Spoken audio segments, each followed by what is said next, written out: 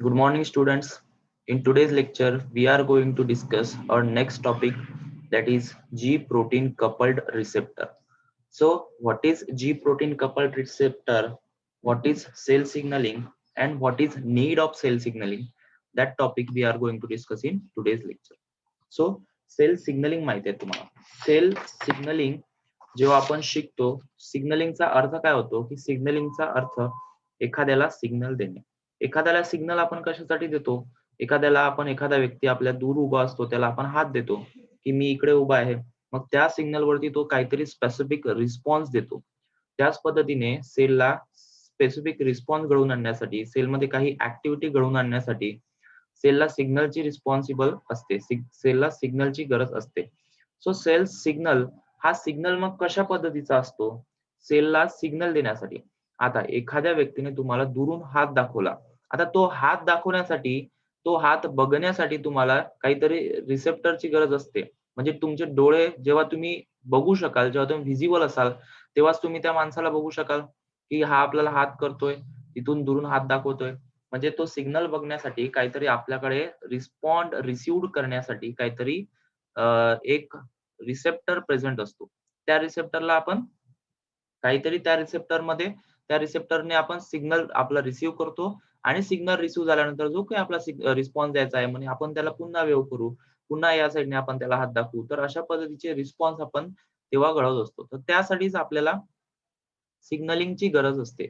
तशाच पद्धतीने आपल्याला व्हेरियस याच्यामध्ये व्हेरियस कंडिशन्समध्ये आपण व्हेरियस ऍक्टिव्हिटी करतो. थंडी जर आपल्याला वाजली तर आपण स्वेटर घालतो. ऊन जर आपल्याला लागली तर आपण हलके व्हाईट कलरचे कपडे घालतो. म्हणजे तो काय आहे, एक वेगळा सिग्नल आहे. म्हणजे सिग्नल टू सिग्नल एक स्पेसिफिक रिस्पॉन्स आपण घडवतो. त्याच पद्धतीने आपल्या बॉडीमध्ये जे काही सेल आहेत, जे काही सेलच्या लेव्हलवरती, सेल्युलर लेव्हलवरती काही ऍक्टिव्हिटी सेलला जर घडवायच्या असेल, तर त्या ऍक्टिव्हिटी घडवण्यासाठी सेलला सिग्नलची गरज असते.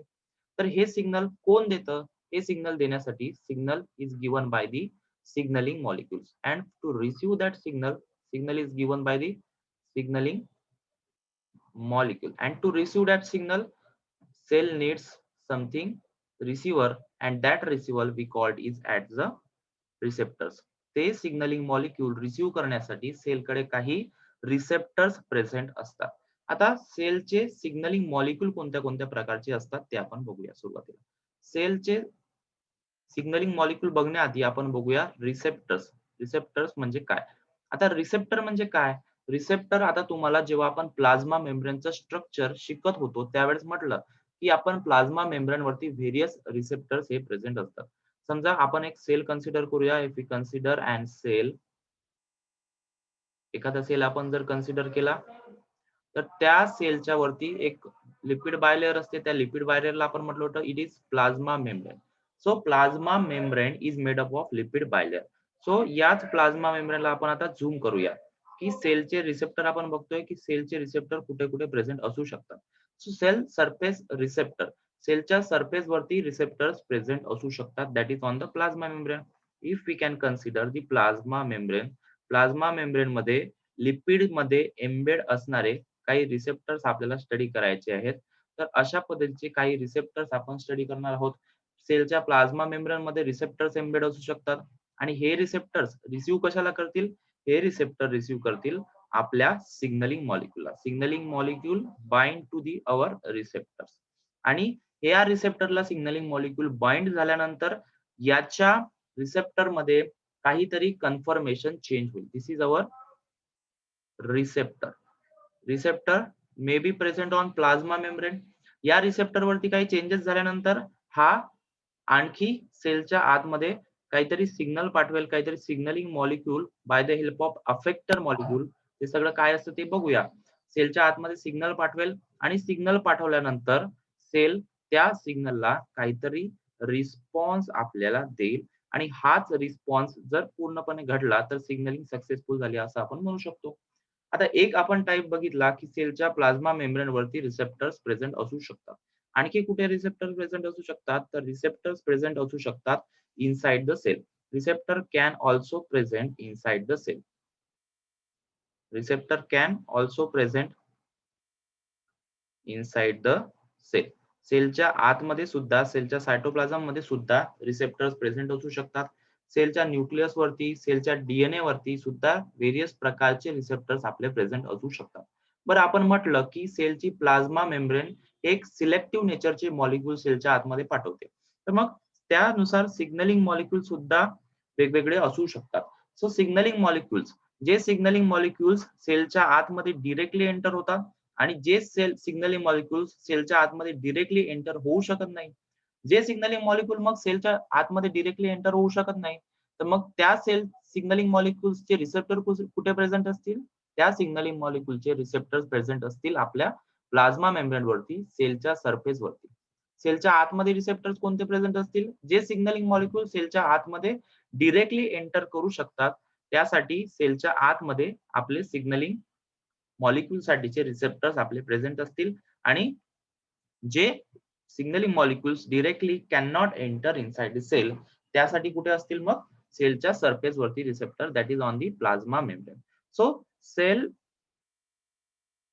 सिग्नलिंग मॉलिक्यूल्सचे दोन प्रकार आपल्याला बघायचे. So signalling molecules can be categorise into the two type, that is polar signaling molecule. First is polar signaling molecule, second is non polar signaling molecules. So non polar signaling molecules, these are two type of signaling molecules. हे signaling molecules चे दोन प्रकारचे types आपल्याकडे आहेत. So polar molecules, polar म्हणजे water loving molecules, जे water सेलच्या आतमध्ये डिरेक्टली एंटर होऊ शकत नाही. नॉन पोलर म्हणजे वॉटर हिटिंग मॉलिक्युल्स, जे सेलच्या प्लाझ्मा मेम्ब्रेनला डिरेक्टली बॅरियर्स आपले त्यांच्यामध्ये कोणत्याही प्रकारचं बॅरियर नसतं, ते डिरेक्टली सेलची प्लाझ्मा मेम्ब्रेन क्रॉस करून सेलच्या आतमध्ये जाऊ शकतात. आपण जेव्हा प्लाझ्मा मेम्ब्रेन शिकत होतो तेव्हा आपण म्हटलं की नॉन पोलर मॉलिक्यूल सेलच्या आतमध्ये जाऊ शकतात. They can be signalling molecule. So polar molecules having receptors on plasma membrane. Polar molecule साठी जे रिसेप्टर्स असतात ते प्लाझ्मा मेम्ब्रेन वरती प्रेझेंट असतात and it can not pass plasma membrane. आणि जे पोलर मॉलिक्यूल्स असतात ते प्लाझ्मा मेम्ब्रेनला पास करू शकत नाही. तर काही ग्रोथ हॉर्मोन्स, काही ग्रोथ फॅक्टर्स त्याच्यामध्ये आपण इन्क्लूड करू शकतो. सम हॉर्मोन्स आर देअर, काही अमिनो ऍसिड असतात जे सिग्नलिंग मॉलिक्यूल्स म्हणून ऍक्ट करू शकतात. ते सगळे येतात पोलर मॉलिक्यूल्स मध्ये, पोलर सिग्नलिंग मॉलिक्यूल्स मध्ये. And non polar molecules, signalling molecules can having receptors in cytoplasm. Polar signaling molecules having the receptor in cytoplasm. In nucleus, they are having also receptors on the DNA. Example, some steroid hormones are the examples of non-polar signaling molecules. So steroid hormones are basically made from the cholesterol, and cholesterol is having the non-polar nature. We have two types of signaling molecule, polar signaling molecule and non-polar signaling molecule. So आजच्या lecture मध्ये आपल्याला शिकायचं आहे GPCR, that is G protein coupled receptor. तर हा receptor कशासाठी आहे? हा रिसेप्टर आहे पोलर सिग्नलिंग मॉलिक्यूल साठी. तर ते सगळं शिकण्याआधी आपण बघूया सेल सिग्नलिंग बद्दल थोडं बेसिक. सो सेल सिग्नलिंग म्हणजे काय? सेल सिग्नलिंग म्हणजे cell receive and respond to signal from their surrounding. आता हा सिग्नल कुठून येतो सेलला? की त्याच्या आजूबाजूच्या सराउंडिंग मधून येतो, त्याच्या सोबतच्या सेल्स मधून येतो, त्याच्यात जे आजूबाजूला सेल्स असतात प्रेझेंट त्यांच्याकडून तो सिग्नल येऊ शकतो, किंवा स्वतः तो सिग्नल तयार करू शकतो, किंवा त्याच्या दूरवर प्रेझेंट असलेला सिग्नल त्याला भेटू शकतो. आता बघूया आपण सेल सिग्नलिंगचे टाइप्स कोणते कोणते आहेत पुढे. तर सेलला सिग्नल भेटणे आणि त्या सिग्नलला रिसीव्ह करणे आणि त्या सिग्नलला रिसीव्ह केल्यानंतर सेलने काहीतरी रिस्पॉन्ड करणे, या सगळ्या फिनॉमिनाला म्हणायचं सेल सिग्नलिंग.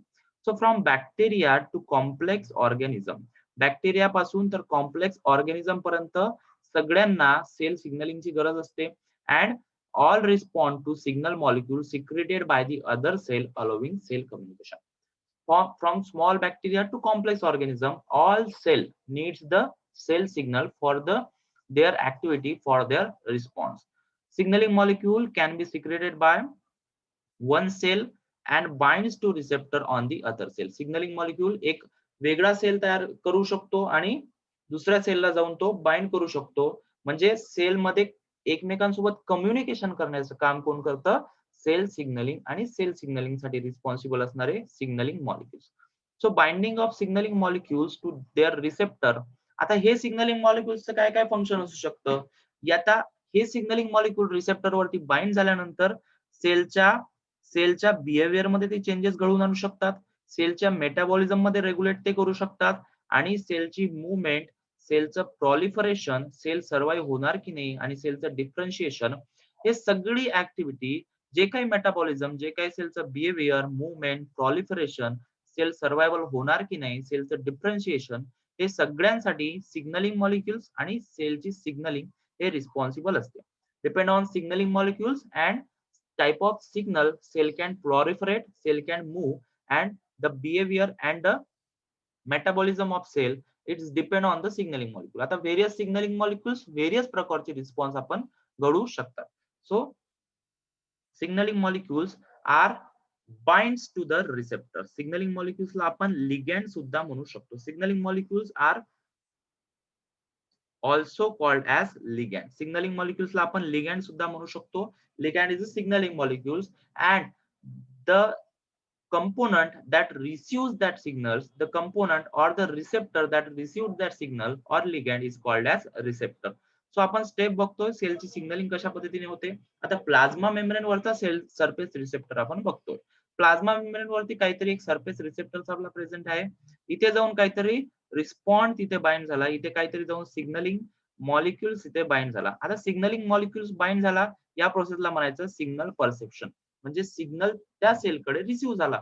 आता सिग्नल परसेप्शन झाल्यानंतर रिसेप्टर स्वतःमध्ये काहीतरी चेंजेस घडवून आणेल, स्वतःमध्ये काहीतरी कन्फर्मेशन चेंजेस घडवून आणेल. आता तुम्हाला मी शिकवलं होतं की प्लाझ्मा मेम्ब्रेन जेव्हा आपण शिकलो त्यावेळेस बघितलं की तुम्हाला जे काही रिसेप्टर्स असतात ते प्रोटीनेस नेचरचे असतात आणि प्रोटीन मध्ये कन्फर्मेशन चेंजेस आपण घडवू शकतो. म्हणून या रिसेप्टर मध्ये काही कन्फर्मेशन चेंजेस घडतील. कन्फर्मेशन चेंजेस घडल्यानंतर इंट्रासेल्युलर सिग्नल ट्रान्सडक्शन होईल. काही इफेक्टर मॉलिक्युल्स. आता इफेक्टर मॉलिक्युल्स म्हणजे काय? की प्रायमरी सिग्नल वगळता जे काही मॉलिक्युल्स सेलच्या सायटोप्लाझम मध्ये फंक्शन्स करतात त्या मॉलिक्युल्सला म्हणतो आपण इफेक्टर मॉलिक्युल्स. तर ते सगळे इफेक्टर्स मॉलिक्युल्स आतमध्ये जातील आणि आतमध्ये त्यांचं सिग्नल ट्रान्सडक्शन घडेल आणि सिग्नल एक इफेक्टर मॉलिक्युल दुसऱ्या इफेक्टर मॉलिक्युलला ऍक्टिव्हेट करेल, दुसरा त्याला ऍक्टिव्हेट करेल. अशा पद्धतीची एक एक चेन आपली चालेल आणि त्यानंतर ती चेन चालल्यानंतर तिथे रिस्पॉन्स आपला घडेल आणि त्याच रिस्पॉन्सला म्हणतो आपण सेल्युलर रिस्पॉन्स. म्हणजे सिग्नलिंग तिथे आपली अचीव्ह झाली. आता केमिकल सिग्नलिंगचे काही टाइप्स आपल्याला बघायचे आहेत. तर सिग्नलिंगचे टाइप्स आपण बघूया की सिग्नलिंग कोणत्या कोणत्या प्रकारचे आपल्या असतात. तर सिग्नलिंग आर बेसिकली ऑटोक्राइन, पॅराक्राइन आणि एंडोक्राइन. ऑटोक्राइन सिग्नलिंग म्हणजे ऑटोचा अर्थ होतो टू सेल्फ, म्हणजे स्वतःला सिग्नल देणे. एखाद्या सेलने स्वतः सिग्नलिंग मॉलिक्युल्स रिलीज केला आणि त्याच सेलने तोच सिग्नलिंग मॉलिक्युलचा यूज करून स्वतःमध्ये काहीतरी रिस्पॉन्स घडवून आणला. त्या सिग्नलिंग टाइपला म्हटलं आपण ऑटोक्राइन सिग्नलिंग. तर cell target is cell and signalling across the gap junction. याचं एक्झाम्पल आपण बघतोय की cell target a cell connected by the gap junction. So अशा पद्धतीने काहीतरी आपल्याला फंक्शन आपल्याला इथे शिकायचं आहे. Autocrine signalling. Autocrine signalling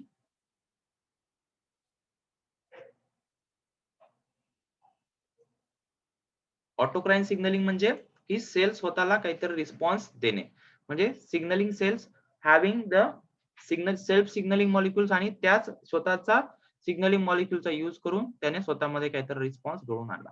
पॅराक्राइन signalling म्हणजे सेलच्या नियर बाय जो सेल असेल, cell target its nearby cell. So सेलच्या जवळ एखादा सेल प्रेझेंट असेल, cell a secrete some signalling molecules and respond to the cell B. म्हणजे सिग्नलिंग सेल काय करेल? सिग्नल मॉलिक्युल रिलीज करेल आणि टार्गेट सेल त्याच्या जवळचा काय करेल की टार्गेट सेल काय करेल? त्याच्या जवळ असलेला टार्गेट सेल काय करेल? त्याच्याजवळ त्याच्या सराउंडिंग मध्ये रिलीज झालेला सिग्नलिंग मॉलिक्युल्स काय करेल? स्वतःकडे घेईल आणि स्पेसिफिक रिस्पॉन्स घडवून आणेल. आता एंडोक्राइन सिग्नलिंग मॉलिक्युल्स म्हणजे काय? Endocrine signalling molecules a cell target a distance cell throughout the bloodstream. म्हणजे सेल समजा सिग्नलिंग सेल ए आहे आपल्याकडे, सिग्नलिंग सेल एक ए वेगळ्या लोकेशन वरती प्रेझेंट आहे आणि त्याच्या दूरवर आपला टार्गेट सेल प्रेझेंट आहे. मग त्याच्याकडे आपल्याला सिग्नलिंग मॉलिक्यूल पाठवायचे आहेत, तर ते सिग्नलिंग मॉलिक्यूल पाठवल्या जातात with the help of blood stream. Blood स्ट्रीमच्या मदतीने ते सिग्नलिंग मॉलिक्यूल्स एका सेल पासून दुसऱ्या सेलकडे पाठवल्या जातात. So that type of signalling molecules are called as endocrine signalling. So आज आपल्याला शिकायचं आहे जीपीसीआर. सो जीपीसीआर चे जे सिग्नलिंग मॉलिक्यूल्स साठी लागणारे रिसेप्टर्स असतात ते प्लाझ्मा मेम्ब्रेन वरती प्रेझेंट असतात. आता ते रिसेप्टर्स असतात ते प्लाझ्मा मेम्ब्रेन वरती प्रेझेंट असतात. So this is GPCR. GPCR चा लॉंग फॉर्म होतो जी प्रोटीन कपल्ड रिसेप्टर. आता याचे रिसेप्टर प्लाझ्मा मेम्ब्रेन वरती प्रेझेंट असतात, म्हणजेच याचे सिग्नलिंग मॉलिक्यूल कोणत्या नेचरचे असतील? पोलर असेल की नॉन पोलर असेल? Polar. Yes Priyanka? Non polar. GPCR सेलच्या प्लाझ्मा मेम्ब्रेन वरती प्रेझेंट आहे, सेलच्या सरफेस वरती प्रेझेंट आहेत. मग सिग्नलिंग मॉलिक्यूल कोणत्या नेचरचे असतील? नॉन पोलर कसे काय असतील? जीपीसीआर साठी लागणारे सिग्नलिंग मॉलिक्यूल विचारतोय आपण. जीपीसीआर साठी लागणारे सिग्नलिंग मॉलिक्यूल्स पोलर नेचरचे असतील. पोलर नेचरचे signalling molecules receptors present on plasma membrane. It can not cross the plasma membrane.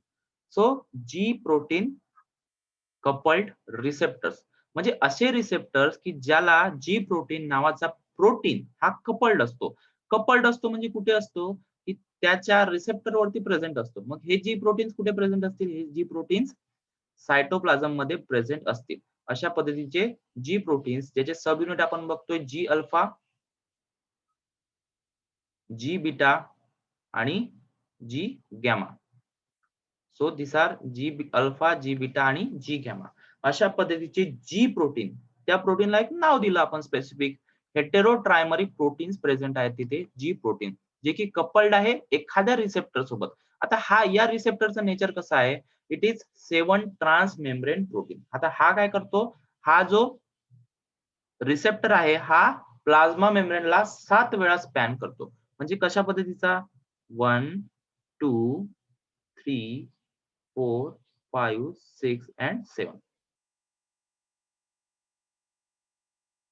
तर अशा पद्धतीचा तो 7 वेळा सेलला याला स्पॅन करतो आणि हे सगळे प्रोटीन्स, जी प्रोटीन जे आहेत ते त्या रिसेप्टरला असोसिएट असतात, त्या रिसेप्टरला कपल्ड असतात. म्हणून या रिसेप्टरला म्हटलं आपण जी प्रोटीन कपल्ड रिसेप्टर. आता हा काहीतरी सिग्नलिंग मॉलिक्यूल येईल त्याच्याकडे आणि हा सिग्नलिंग मॉलिक्यूल झाल्यानंतर याच्यामध्ये काहीतरी चेंजेस होतील. हे चेंजेस सगळे कशा पद्धतीचे होते ते आपल्याला शिकायचं आहे. So GPCR is a largest family of cell surface receptor. It transmit signal from intracellular targets via intermediary action of guanine nucleotide binding protein called G protein. त्यांच्याकडे guanine nucleotide binding proteins असतात. यालाच म्हटलं आपण जी proteins. Intracellular targets म्हणजे सेलच्या आतमधले काही त्यांच्यामध्ये टार्गेट्स प्रेझेंट असतात. Transmit signal to intracellular targets म्हणजे या रिसेप्टरने सिग्नलिंग मॉलिक्यूल्स घेतला तर हा सिग्नलिंग मॉलिक्यूल्स रिसेप्टर्स कुठे ट्रान्समिट करेल? त्याच्या जी प्रोटीन कडे ट्रान्समिट हा करणार आहे. तर GPCR present in almost all eukaryotic cells. They are receptor for many neurotransmitter and peptide hormones. They are receptor for neurotransmitters. Neurotransmitter साठी receptors ते असतात आणि काही specific peptide hormone साठी receptions करण्याचं काम GPCR हे करत असतं. It includes large variety of receptor that is responsible for smell, light and taste. Smell, light आणि taste साठी ते receptors responsible असतात. All GPCR have similar structure beside the functional and chemical diversity. त्यांचे signalling molecule जर vary झाले तर ते variation असता त्यांचं व्हेरिएशन हे होऊ शकतं. म्हणजे सिग्नलिंग मॉलिक्यूल व्हॅरी झाला तर जीपीसीआरचं स्ट्रक्चर थोडं व्हॅरी होऊ शकतं, but there are common structure. अशा पद्धतीने काहीतरी कॉमन स्ट्रक्चर आपलं आहे ते आपण आता डिस्कस करतो. So it is having 7 transmembrane domain. यांच्याकडे 7 वेळा सेलच्या मेम्ब्रेनला स्पॅन करणारा काहीतरी डोमेन इथे प्रेझेंट असतो. दिस इज 1, 2, 3, 4, 5, 6 आणि 7. म्हणजे हा जो प्रोटीन आहे, हा जो रिसेप्टर आहे, तो सेलला 7 वेळा सेलच्या प्लाझ्मा मेम्ब्रेनला 7 वेळा स्पॅन करतो. हे तुम्हाला दिसत असेल, दिस इज सेलची plasma membrane and plasma membrane made up of lipid bilayer. हे सगळं स्ट्रक्चर आपण बघितलं. तर दिस इज जीपीसीआर आणि या जीपीसीआर ला अटॅच असतात आपले G protein. G protein it is heterotrimeric. G protein हे हेटेरो ट्रायमेरिक असतात. म्हणजे एखाद्या जी प्रोटीनचे 3 सबयुनिट आपल्याला दिसतात इथे. आता हे 3 सबयुनिट वेगवेगळ्या प्रकारचे आहेत. म्हणून याला आपण म्हटलं heterotrimeric. G alpha, G gamma and G beta. Alpha, beta आणि गॅमा या 3 सबयुनिटला आपण नाव दिलंय and it is associated with GDP. GDP GDP सोबत ते अटॅच असतील आणि जसा त्यांच्याकडे त्यांचा अगोनिस्ट म्हणजे सिग्नल त्यांच्याकडे बाइंड होईल, त्यांच्याकडे जसा त्यांचा सिग्नल त्यांचा रिसीव्ह होईल त्यांच्या रिसेप्टर वरती, सिग्नल रिसीव्ह झाल्यानंतर काय होईल की हा जो जीडीपी आहे, हा जीडीपी आपला कन्वर्ट होईल जीटीपी मध्ये. हा GDP is converted into GTP. म्हणजे या रिसेप्टर वरती काहीतरी सिग्नलिंग मॉलिक्युल आल्यानंतर काहीतरी चेंजेस झाले, काही कन्फर्मेशन चेंजेस झाले आणि एक फॅक्टर तिथे ऍक्टिव्हेट झाला, गॉनाइन न्यूक्लियोटाइड एक्सचेंज फॅक्टर. एक सिंपलचा कॉन्सेप्ट आहे, लक्षात ठेवायचा. गॉनाइन न्यूक्लियोटाइड एक्सचेंज फॅक्टर ऍक्टिव्हेट झाल्यानंतर याने काय केलं, याने जी अल्फाकडे जो जीडीपी होता त्या जीडीपीचं कन्व्हर्शन त्याने जीटीपी मध्ये केलं. आता याचं कन्व्हर्शन जीटीपी मध्ये झाल्यानंतर जी अल्फा आणि बाकीचे जे दोन सब युनिट आहेत ते एकमेकांपासून डिसोशिएट झाले. म्हणजे सुरुवातीला काय होतं, ते रिसेप्टर सोबत इथे तुम्हाला प्रेझेंट असताना दिसते. रिसेप्टर सोबत सुरुवातीला प्रेझेंट असतील. आता जसा त्यांच्याकडे ग्वानिन न्यूक्लियोटाइड एक्सचेंज फॅक्टरनी जीडीपीचं कन्व्हर्शन जीटीपी मध्ये केलं, तर जी अल्फा काय झाला, डिसोशिएट झाला रिसेप्टर पासून आणि जसा तो डिसोशिएट झाला तशीच त्याने काय केली, जी अल्फाने फर्दर सिग्नलिंग केली आणि फर्दर सिग्नलिंग करून काहीतरी रिस्पॉन्स त्याने तिथे दाखवला. काहीतरी रिस्पॉन्स त्याने दाखवला म्हणजेच सिग्नलिंग इथे अचीव झाली. सेलची सिग्नलिंग इथे अचीव झाली. सिंपलचा कॉन्सेप्ट आहे. सेलकडे त्याचा सिग्नलिंग मॉलिक्यूल आला. सेल सरफेस रिसेप्टर वरती काहीतरी कन्फर्मेशन चेंज झाले. जी अल्फाकडे जो जीडीपी होता तो कन्वर्ट झाला जीटीपी मध्ये. कोणी कन्वर्ट केला? ग्वानिन न्यूक्लियोटाइड एक्सचेंज फॅक्टरनी. आणि हा कन्व्हर्शन झाल्यानंतर त्याच्याकडे जीटीपी आल्यानंतर तो तिथून निघून गेला. त्याचं डिसोसिएशन झालं सेल सरफेस रिसेप्टर पासून आणि डिसोसिएशन झाल्यानंतर काहीतरी त्याने फर्दर सिग्नलिंग केली. सो अशा पद्धतीचा फिनॉमिना आपल्याला बघायचा आहे. सुरुवातीला बघूया structure of GPCR. So GPCR consist of single polypeptide of multipass unit. So this receptor are made up of single polypeptide. Polypeptide means made up of amino acid, made up of proteins. Amino acid पासून तो बनलेला असेल. They cross the lipid bilayer, 7 transmembranes म्हणतो आपण, म्हणून त्याला म्हटलंय serpentine receptors. GPCR is linked with trimeric G proteins. Trimeric G proteins म्हणजे 3 वेगवेगळ्या प्रकारची G proteins, G alpha, G beta and G gamma, असे 3 वेगळ्या प्रकारचे ट्रायमरिक हेटेरोट्रायमरिक जी प्रोटीन्स आपल्याला तिथे बघायला मिळतात. कुठे? इंट्रासेल्युलर साइडला ते ट्रायमरिक जी प्रोटीन्स प्रेझेंट असतील. तर जी प्रोटीन्स आर जीटीपीएस स्विच प्रोटीन. म्हणजे त्यांच्यामध्ये जीटीपी प्रेझेंट आहे की नाही त्याच्यावरून त्याची ऍक्टिव्हिटी ही ठरत असते. सो सिग्नल रिस्पॉन्स कशा पद्धतीने होते बघूया आपण. सुरुवातीला आपल्याकडे प्रेझेंट आहे आपला जीपीसीआर. आता फर्स्ट डायग्राम जी बघितली होती आपण ती सिंपलची डायग्राम होती. पण या डायग्राम मध्ये तुम्हाला एक 7 त्याचे पेप्टाइड तिथे वेगवेगळे दिसत आहे. पण एवढं बॉदर होण्याचं काम नाही. तुम्ही सरळ डायग्राम मध्ये अशा पद्धतीची डायग्राम सुद्धा काढू शकता. तर डायग्राम कशा पद्धतीची काढायची? This is plasma membrane and this is receptor 7. So this is receptor our GPCR. अशा पद्धतीची सिंपलची डायग्राम तुम्ही काढायची. So this is N terminus and this is C terminus. N terminus आणि सी टर्मिनस का बरं म्हटलं? Because it is made up of protein amino acid chain. Amino ऍसिडचे 2 टर्मिनस असतात तुम्हाला माहिती आहे, एन टर्मिनस आणि सी टर्मिनस. एन टर्मिनस म्हणजे NH2 तिथे प्रेझेंट असतो, सी टर्मिनसला COOH तिथे प्रेझेंट असतो. SY ला शिकले असतील तुम्ही बायोकेमिस्ट्री मध्ये. सुरुवातीला काय होतं की दिस जी प्रोटीन्स आर इन इनएक्टिव्ह स्टेज. आता आपण हा जो जी प्रोटीन आहे तो इथे याला अटॅच दाखवायला हवा होता, तो आपण इथे दाखवूया. So G alpha, beta and gamma. G alpha, G beta and G gamma are present in inactive state. So it is inactive G protein. So these G proteins are present in the cytosolic phase. Cytosolic phase म्हणजे सेलच्या intracellular phase वरती present असतात and the receptor present on extracellular space. आता signalling molecule आल्यानंतर काय होतं की this GDP is converted into the GTP. हा GDP जो आहे तो GTP मध्ये कन्वर्ट होतो and this got the activation of alpha subunit of G protein.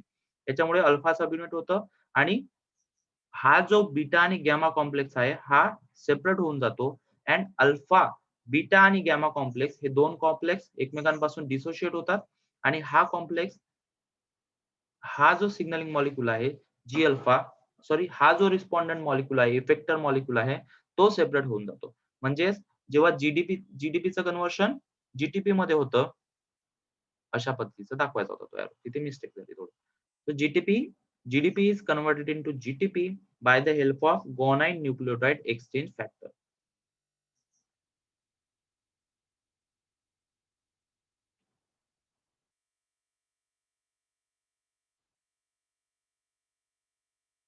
So this lead to activation of G alpha subunit of the G protein and this ultimately leads to some response. याच्यामुळे काहीतरी सेलकडे response आपल्याला घडवून येतो.